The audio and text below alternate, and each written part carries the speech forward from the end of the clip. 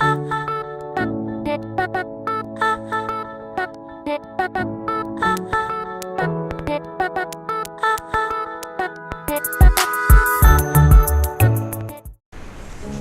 friends, and welcome to the sixth video of learning shell scripting.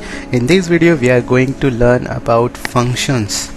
So one often overlooked feature of Bourne shell script programming is that you can easily write functions for use within your script.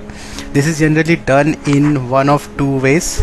First way, the function is simply declared in the same file as it is called, and the second way is to write a library of useful functions and source that file at the start of other script which use the functions.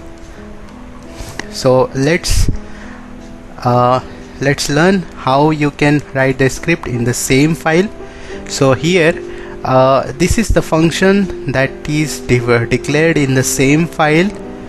Okay, so it is start with the name. This is the name of the function, and it is starting with the curly brace, and these are the statements that are executing inside the function. Once this function will call, this statement will execute, and actual script will start with the first line of the script. So here the main function is got ended, and from here the script will start. First it will echo that script was called with the $@ symbol. That means whatever argument we are passing to this script will be considered as a single word, and here we have defined the value of x is equal to 1. So if we echo the value of x, so it would be 1, and we will call the function and pass this argument 1 2 3. So these 1 2 3 will be considered as a single word, and this will go inside this parameter. Okay, because here $@ symbol is defined, so all the argument which is passed will be considered as a single word. So this function will start executing, and it will return that I was called as 1 2 3. 1 2 3 will be displayed, and the value of x, here the value of x will be 2. So let's see this with the practical.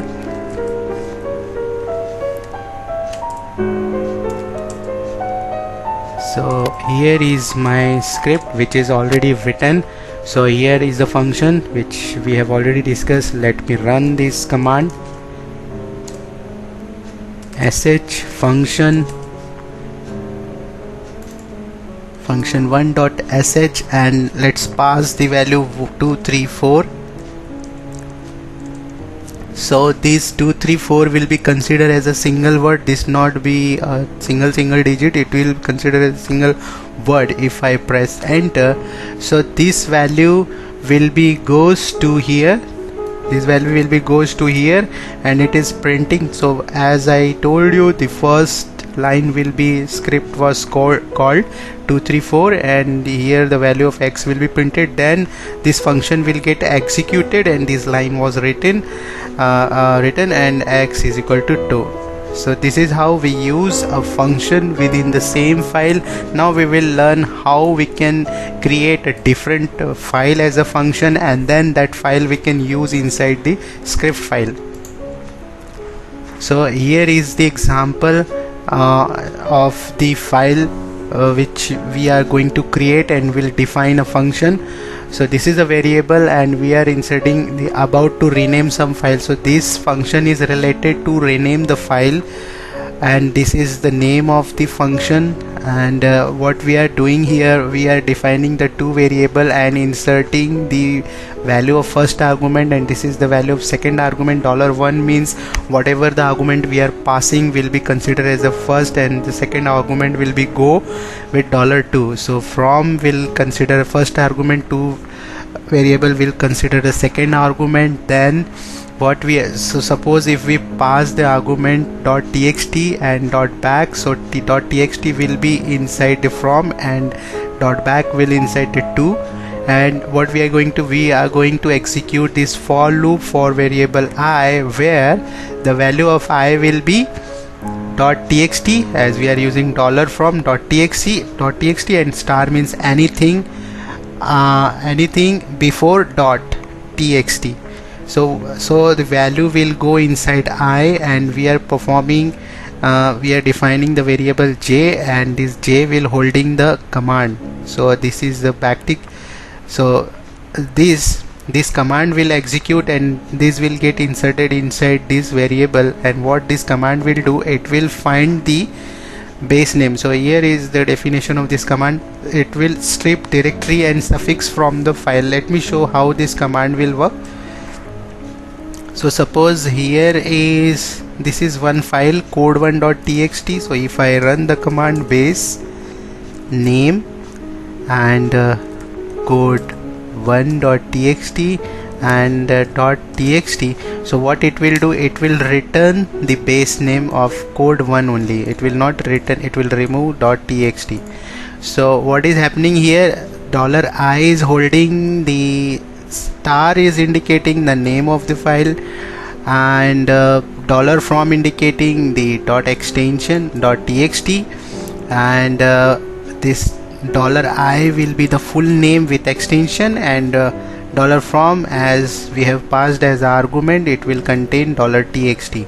So the j will hold code1, and again we are running the command mv, and where the $I means code1.txt will get converted to the base name back, because two variable is having the value back. So code1.txt will get converted into code.back. So let me show this file which I have already created. This all the things will be inside this file. Now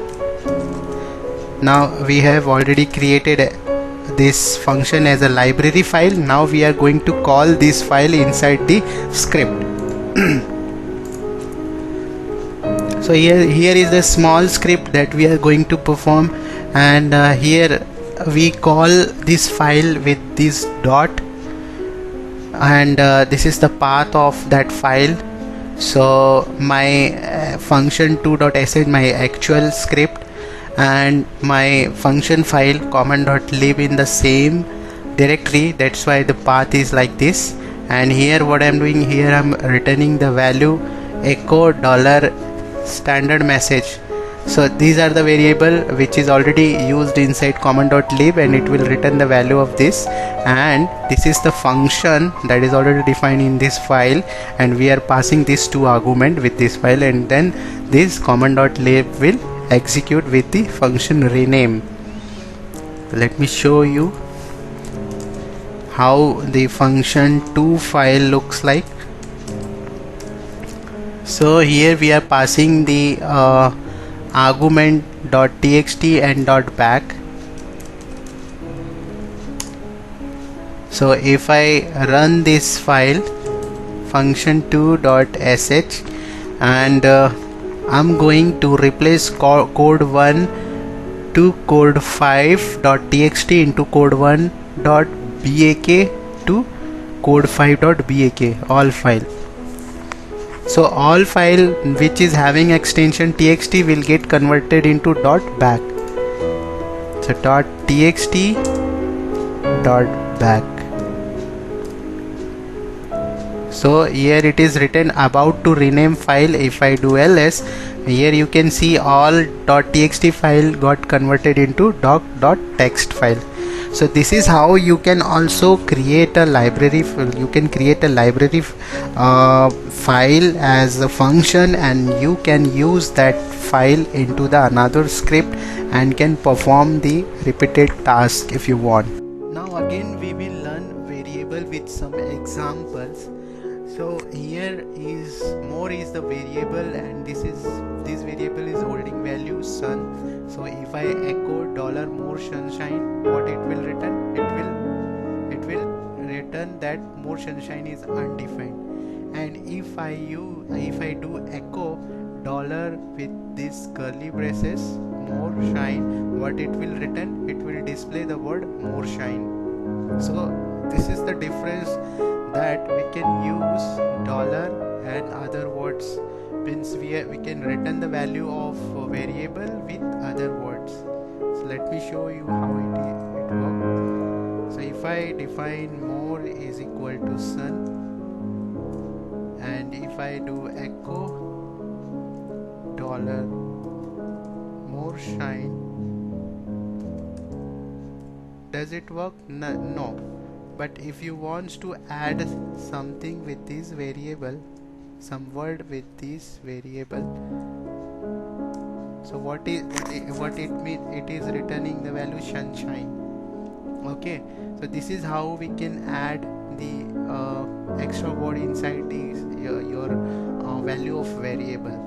Now the other things is using default value, how you can use a default value for the variable. So consider the following code. So here I'm returning the value echo -en. What does it mean? Don't add line break. So what happen, if you return the value, the cursor will go into the next line. If you use -en, the cursor will be here only, means the line after printing this line, cursor will be on the same line, it will not go into the next line. So what it is returning, what is your name, and we are using this backtick, and who am I is command. So we have already learned using external command in previous videos, so you can refer how we can use external command with this backtick, and we are closing this echo.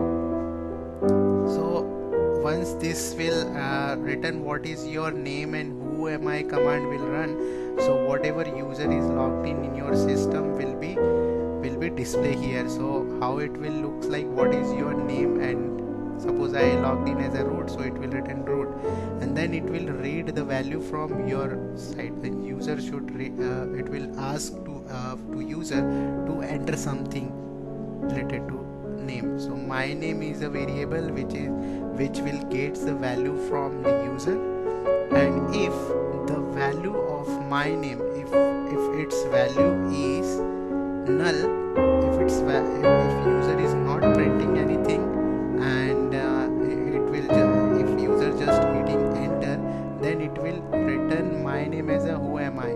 So this variable will get the value of this command, and it will return the my name variable. Let's learn with the example.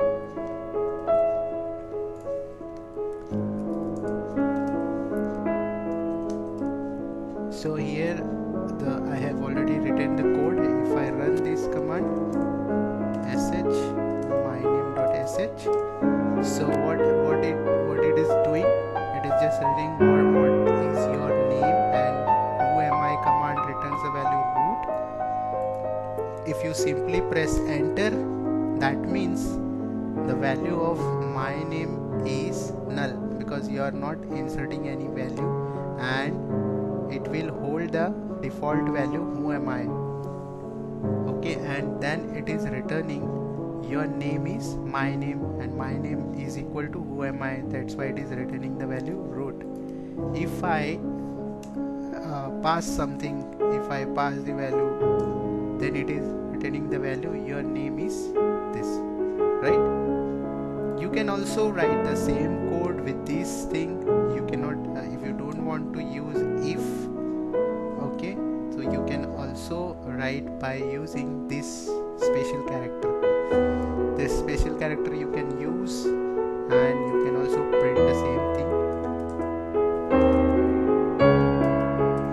So here I use this value, so it will first return what is your name, and this is the command who am I, and this is variable which is going to take input from the user, and it will return if my name, if it is not there, then it will return the value who am I. Let's run this script also. sh my.sh. So if I'm not going to enter anything, then it will return the value as default. If I put something like so it is returning what I am going to enter. So this is how you can use a variable, and we have already learned function in the same script, or you can create a separate file as a function and then you can use within your script. So thank you for watching. Bye bye.